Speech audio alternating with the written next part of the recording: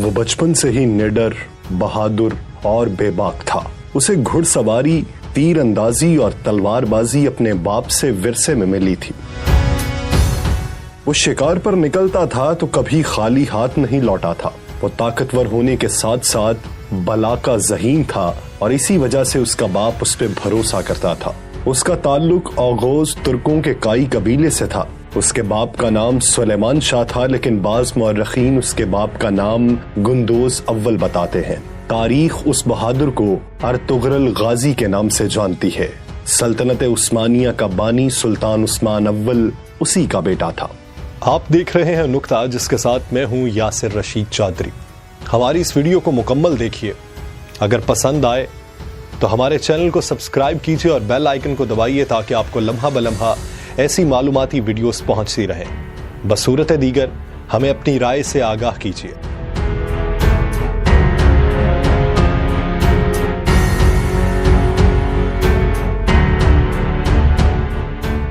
Ertugrul 1190 میں موجودہ ترکی کے صوبے بروسا میں پیدا ہوا۔ جب منگولوں نے ترکمانستان پر حملہ کیا تو بہت سے قبیلوں نے ہجرت کی اور ایشیائی کوچک کی جانب روانہ ہوئے۔ کائی قبیلے نے شام کے قریب ایک علاقے میں پڑاؤ ڈالا تھا، لیکن یہ علاقہ سردیوں کے موسم کے لیے سازگار نہیں تھا۔ اس لیے ارطغرل کا باپ سلیمان شاہ چاہتا تھا کہ جلد از جلد کسی بہتر مقام کی جانب ہجرت کی جائے۔ اس کے لیے اس نے ارطغرل کو حلب بھیجنے کا فیصلہ کیا، جہاں پر سلطان صلاح الدین ایوبی کے جانشین حکومت کر رہے تھے۔ حلب کے سلطان العزیز کے پاس سلیمان شاہ کے ایلچی کے طور پر ارطغرل کو بھیجا جانا تھا، لیکن اس سے پہلے ایک ایسا واقعہ ہوا جس نے کائی قبیلے کو مصیبتوں میں دھکیل دیا۔ ارطغرل غازی اپنے جانثاروں کے ساتھ شکار کھیلنے گیا تو وہاں اس نے دیکھا کہ کچھ صلیبی عیسائی قیدیوں کو لے کر جا رہے ہیں۔ اس نے قیدیوں کو بچا لیا اور صلیبیوں کو قتل کر دیا، جبکہ قیدیوں کو قبیلے میں لے آیا۔ صلیبیوں سے جھڑپ میں اس نے اناطولیہ پر قابض صلیبی سردار تیتش کا بھائی بھی قتل کر دیا، جس کے بعد صلیبی کائی قبیلے کے دشمن ہو گئے۔ جبکہ جو قیدی وہ ساتھ لایا تھا ان میں ایک بوڑھا شخص اور اس کی ایک بیٹی اور بیٹا تھا۔ یہ شخص رومی سلجوق شہزادہ غیاث الدین تھا، جسے شہزادہ نعمان بھی کہا جاتا ہے۔ اس کی بیٹی حلیمہ سلجوق شہزادی تھی جو بعد میں ارطغرل کی بیوی بنی، اور اس کا بھائی شہزادہ شہیر بھی ان کے ساتھ تھا۔ اس وقت تخت کی حفاظت اور کسی بغاوت کو کچلنے کے لیے سلطان نے اپنے بھائیوں کو قید کر دیا تھا، لیکن شہزادہ نعمان کائی قبیلے کے ہاتھ لگ گیا تھا۔ اس کی بازیابی کے لیے سلجوق گورنر نے بھی کائی قبیلے کو دھمکانا شروع کر دیا، لیکن کائی سردار نے اپنی روایات کا پاس رکھتے ہوئے قیدی ان کے حوالے کرنے سے انکار کر دیا۔ جب ارطغرل حلب کے امیر سے ملنے گیا تو سازشیوں نے قیدیوں کو سلجوقیوں کے حوالے کر دیا۔ حلب میں ارطغرل سازشوں کا شکار ہوا، لیکن اپنی بہادری اور ذہانت سے بچ نکلا۔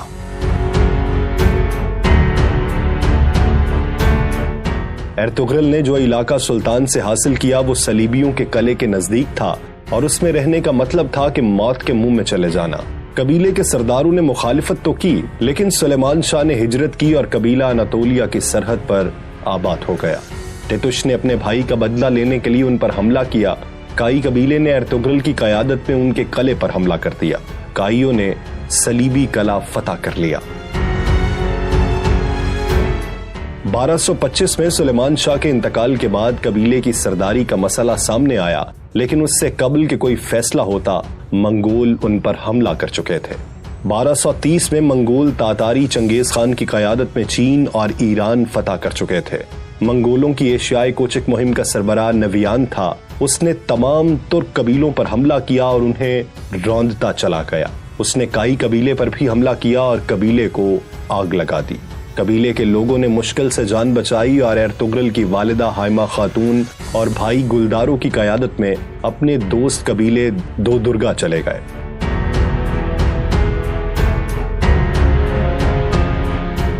دو درگا قبیلے کا سربراہ ارطغرل کا ماموں تھا۔ اس نے ان کو رہنے کی جگہ دی اور ان کی مدد کا فیصلہ کیا۔ ارطغرل نے منگولوں کے خلاف لڑنے کا فیصلہ کیا، لیکن قبیلے کے عمائدین اور اس کے ماموں اور بھائی نے اس کی مخالفت کر دی۔ لیکن وہ خاموش رہنے والا نہیں تھا۔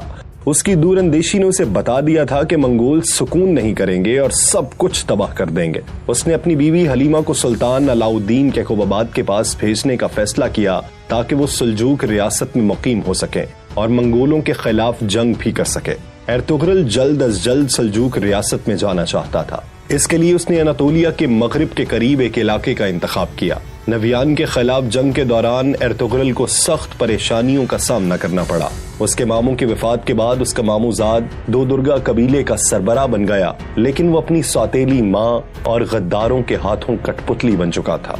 एर्तुगरुल के कबीले के सरदार का इंतखाब किया गया तो उसके भाई गुलदारों ने सरदारों को पैसे देकर साथ में लाया और सरदार बन गया। उसका सरदार बनने का मकसद था कि वो एर्तुगरुल को अनातोलिया जाने से रोक सके। एर्तुगरुल के भाई की पुश्त पर सल्जूक सुल्तान का नामजद करदा वजीर सादुद्दीन कोपेक था। सादुद्दीन कोपेक एक फितना परवर शख्स था। सादुद्दीन कोपेक सुल्तान को मारकर सल्जूकी तख्त पर कब्जे का ख्वाब देख रहा था, लेकिन उसे एर्तुगरुल उस राह में रुकावट नजर आता था। एर्तुगरुल ने मंगोलों के सरदार नवियान को जंग में शिकस्त दी और सलीबियों की सरहद पर हिजरत का फैसला कर लिया। एर्तुगरुल को एक दीनी शख्सियत इब्नुल अरबी की रहनुमाई भी हासिल थी, जो कि उसकी हर फैसले पर रहनुमाई करते थे। उसके साथ साथ एर्तुगरुल की बहादुरी की वजह से तुर्कों की तंजीम सफेद दाढ़ी वाले भी उसकी पुश्त पर थे और उनकी मर्जी से ही वो सलीबियों के करीबी सरहद पर हिजरत करना चाह रहा था। उसने अपने भाई से बगावत की और अपने जानिसारों, वालिदा, छोटे भाई, बीवी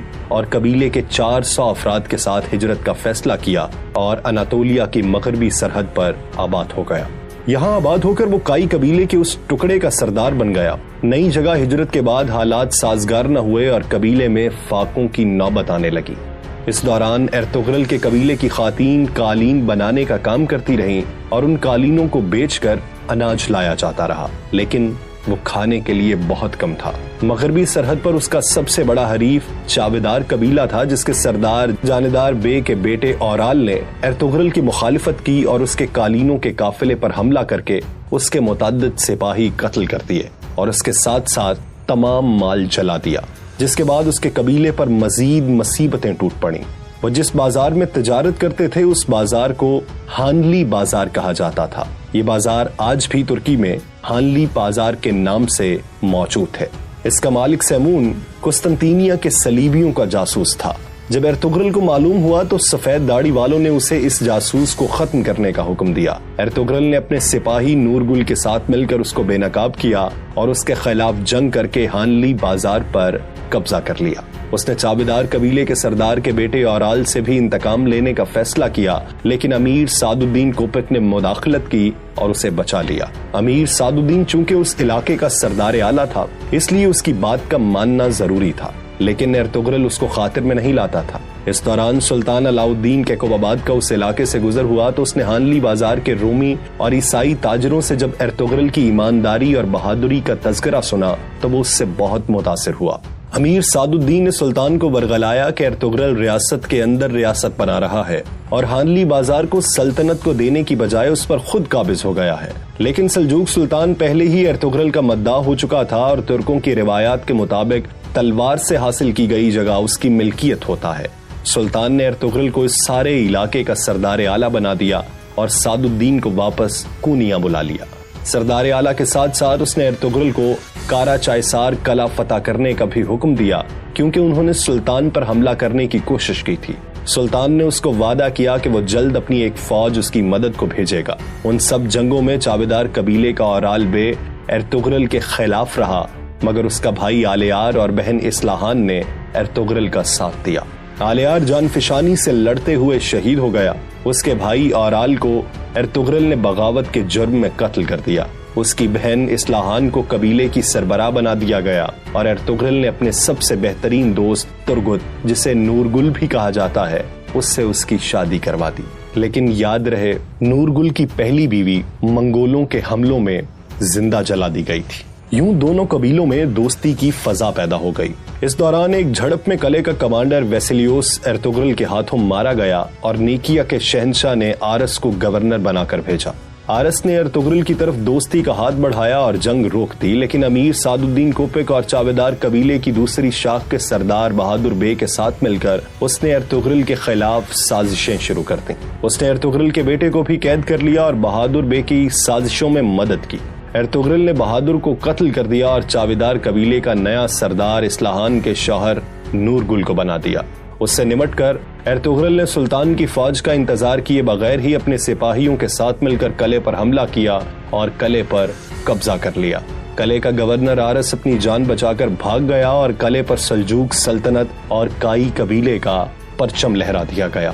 کارا چائسار قلعہ اور ہانلی بازار فتح کرنے کے بعد ارطغرل کا ہر طرف چرچا ہونے لگا۔ ارطغرل نے قلعے میں اپنے بھائی سارم کو نائب مقرر کیا اور سعد الدین کوپک کے سازشوں سے سلطان کو آگاہ کرنے کونیا چلا گیا۔ کونیا میں سلطان کو اس نے امیر سعد الدین کے خلاف ثبوت دیے، لیکن وہ سازشی اپنی جان بچانے میں کامیاب ہو گئے۔ 1237 میں اس نے سلطان علاؤ الدین کے کوباباد اور اس کے نامزد جانشین شہزادہ کلیج ارسلان کو قتل کروا کر غیاث الدین کیسرو کو سلجوق سلطان بنا دیا۔ سلطان کے قتل کا الزام ارطغرل پر لگا دیا اور اسے قید میں ڈال دیا گیا۔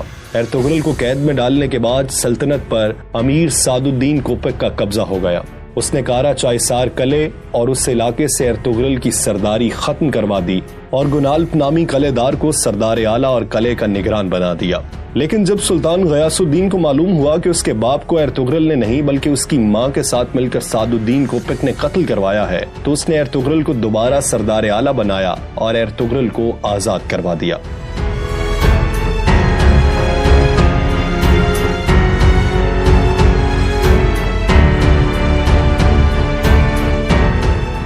سلطان غیاث الدین نے امیر سعد الدین کو قتل کرنے کا حکم جاری کیا اور ارطغرل کو یہ ذمہ داری سونپی۔ ارطغرل نے گنالپ بے کو اس سازشی شخص کی اصلیت سے آگاہ کیا اور اس کے ساتھ مل کر سعد الدین کوپک کا خاتمہ کیا اور سلطنت کو دوبارہ پیروں پر کھڑا کرنے کی کوشش کی، لیکن اس نے گنالپ کو کارا چائسار قلعے کا نگران ہی رہنے دیا اور خود قبیلے سمیت سوغوت ہجرت کر گیا۔ سوغوت وہ علاقہ تھا جو اس کی بہادری سے خوش ہو کر سلطان علاؤ الدین نے اسے عنایت کیا تھا اور آزادی دی تھی کہ وہ چاہے تو ارد گرد کے علاقے فتح کر کے اپنی جاگیر بڑھا سکتا ہے۔ اس نے ہانلی بازار بھی سلجوق ریاست کو سونپ دی اور خود سوغوت ہجرت کرنے کی تیاری کرنے لگا۔ اس دوران اوکتائی خان نے دوبارہ اناطولیہ پر حملہ کرنے کا اعلان کیا اور نویان کو یہ کام سونپا گیا کہ وہ یا تو سلطان غیاث الدین کو اطاعت پر راضی کرے یا پھر اناطولیہ کو تباہ و برباد کر دے۔ نویان نے جب سلطان غیاث الدین کو 2 گنا لگان اور اطاعت کا حکم دیا تو اس نے ایک صلح نامہ دے کر ارطغرل کو نویان کے ساتھ اوکتائی خان کے پاس سفیر بنا کر بھیجا۔ ارطغرل کی غیر موجودگی کا فائدہ اٹھاتے ہوئے نویان کی بہن نے کائی قبیلے پر حملہ کرنے کا منصوبہ بنایا، لیکن وہ کامیاب نہ ہو سکی اور نویان کی بہن ماری گئی۔ ادھر جب ارطغرل اوکتائی خان کے پاس پہنچا تو اس نے امن معاہدے پر مہر لگا دی اور 2 سال کے لیے سلجوقوں کو مہلت مل گئی، لیکن اسی دن اوکتائی خان مارا گیا اور اس کی موت کا ذمہ دار ارطغرل کو قرار دیا گیا، لیکن وہ بھاگ نکلنے میں کامیاب ہو گیا۔ نویان نے اس کا تعاقب کیا لیکن ناکام رہا۔ نویان واپس چلا گیا اور اوکتائی خان کے بیٹے قدن خان کو، جو اس کا جانشین تھا، اسے اناطولیہ پر حملے کے لیے تیار کیا، جس کے نتیجے میں 1243 میں کوسے ڈاک کی جنگ لڑی گئی۔ ارطغرل جب واپس قبیلے پہنچا تو اس نے سوغوت جانے کے لیے قبیلے کو تیاریاں شروع کرنے کا حکم دیا۔ اس دوران سوغوت کی سرحد پر موجود قلعے کے گورنر نے اس کے سپاہیوں پر حملہ کیا اور اس کے جوابی حملے میں اس نے قلعے کے گورنر کو مار دیا اور قلعے پر قبضہ کرنے کا فیصلہ کیا، لیکن عین اس وقت نیکیا کے شہنشاہ کا بیٹا پرنس تھیوڈر بذات خود اس کے پاس آیا اور اس سے شہنشاہ کی جانب سے معذرت کی اور دوستی کا ہاتھ بڑھایا، جس کے بعد سوغوت میں صلیبیوں کی جانب سے خطرہ ٹل گیا اور اس نے قبیلے سمیت سوغوت ہجرت کر لی، جو کہ اب ارطغرل غازی کی جاگیر تھی۔ کوسے ڈاک کی جنگ میں سلجوقوں کو بری طرح شکست ہوئی اور منگولوں نے اناطولیہ پر قبضہ کر لیا اور ارد گرد کے تمام قلعے دار، قبیلوں کے سردار، یہاں تک کہ سلطان بھی منگولوں کو ٹیکس دینے پر مجبور ہو گیا۔ سلجوق دربار میں سلطان منگولوں کے ہاتھ کی کٹ پتلی بن گیا۔ غیاث الدین کا جانشین مکمل طور پر منگولوں کے ہاتھوں میں کھیل رہا تھا۔ مسلم امراء منگولوں سے سونا لے کر ان کے مفاد کے لیے کام کر رہے تھے۔ سلطان کے بڑے بیٹے عزاء الدین کیکاؤس نے منگولوں سے بغاوت کی، لیکن اس کا ساتھ دینے والا کوئی نہیں تھا، اس لیے اس نے نیکیا میں جا کر پناہ لی اور اس کا بھائی رکن الدین کلیج ارسلان سلطان بن گیا۔ منگولوں کا حکمران ہلاکو خان بن گیا تھا، جو مشرق میں تبریز تک خون کی ندیاں بہا چکا تھا اور عنقریب اناطولیہ کے باقیوں کو روندنے کا منصوبہ بنا رہا تھا۔